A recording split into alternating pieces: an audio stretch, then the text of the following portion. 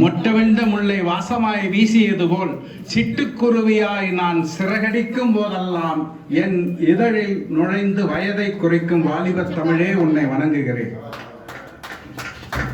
இந்த hello city Loganathan உள்ளிட்ட கோபால் நண்பர் உள்ளிட்ட அனைவருக்கும் வணக்கத்தை சொல்லி இந்த மாபெரும் விழாவை மிகச் சிறப்பான ஆரோக்கியத்துக்கு அடிப்படையாக உருவாக்கி தந்த ஐயா சொக்கலிங்கம் அவர்களுக்கு முதலில் நன்றியை சொல்லி சமத்துவத்தை தொடங்குகிறேன்.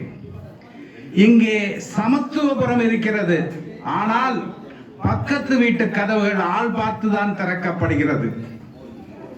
நண்பர்களே, வணக்கம் கூட நாம் கொடுத்தால் தான் திருப்பி கொடுக்கிறார்கள். அது கூட பல நேரங்களில் தலையை மட்டும் அசைத்து ஏற்றுக்கொள்கிறார்கள். வறுமை ஒருவனுக்கு விலாசமாக இருக்கும் என்றால் அவன் வாசலில் நிறுத்தப்படுகிறான். காசு கொடுத்து வாங்கியது நாய் என்றால் கட்டிலில் பக்கத்தில் படுத்துக் கொள்ள முடிகிறது. பணம், பதவி, சாதி இங்கே சமத்துவத்தை சிறை வைக்கிறது. இன்று உறுப்புகள் மாற்றுகிறார்கள், இதயத்தையே மாற்றுகிறார்கள். பக்கத்து கிரகத்துக்கு கூட போய் வருகிறார்கள். ஆனால் அடுத்த வீட்டு கதவை திறப்பதற்கு மட்டும் சமத்துவ சாவியை தேடிக்கொண்டிருக்கிறார்கள். ஒருவன் நான் எல்லோருக்கும் சம உரிமை கொடுத்திருக்கிறேன் என்கிறான். கொடுக்கப்படுவதுதான் சம உரிமை என்றால் அதை அவன் எங்கே வாங்கினான்? சமத்துவம் என்றால் என்ன என்று சிறப்பு தரிசனத்தில் சாமி கும்பிடுவிடம் போய் கேட்காதீர்கள். அதே கோயில் வாசலில் எந்த சாமியாவது காசு போடுமா என்று காத்திருக்கும் பிச்சைக்காரனிடம் கேட்டு பாருங்கள். ஒருவேளை அவன் பதிலில் சமத்துவம் இருக்கலாம். நண்பர்களே, சமத்துவத்தை இவர்கள் சமரசம் செய்து கொள்வது உண்டு. எப்போது தெரியுமா? அடிபட்டு படுக்கையில் கிடக்கும் போது சாதி ரத்தம் தான் வேண்டும் என்று இவர்கள் கேட்பதில்லை.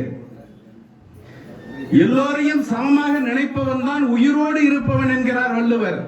ஒத்ததறிவான் உயிர் வாழ்வான் என்கிறார்.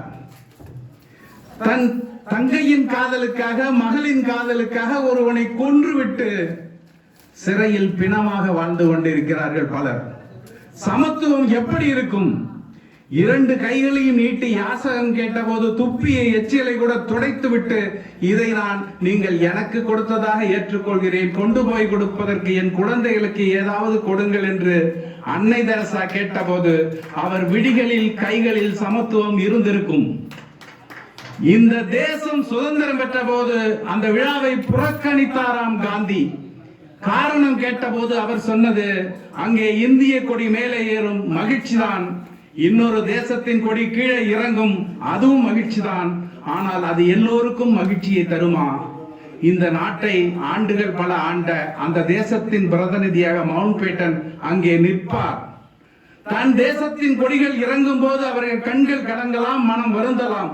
அதை பார்த்து மகிழும் இதயம் எனக்கு இல்லை, அதனால் நான் வரவில்லை என்றாராம். காந்தி சமத்துவத்தை எல்லோருக்குமான மனிதநேயமாக பார்த்தார். எனக்கு தெரிந்த சமத்துவம் அது கொடுக்கப்படுவதும் இல்லை, வாங்கப்படுவதும் இல்லை. நண்பர்களே, என்னை விட உயர்ந்தவர் இந்த உலகத்தில் எவரும் இல்லை, என்னை விட தாழ்ந்தவரும் எவரும் இல்லை. இதுதான் எனக்கு தெரிந்த சமத்துவம் என்று சொல்லி விடைபெறுகிறேன். நன்றி, வணக்கம்.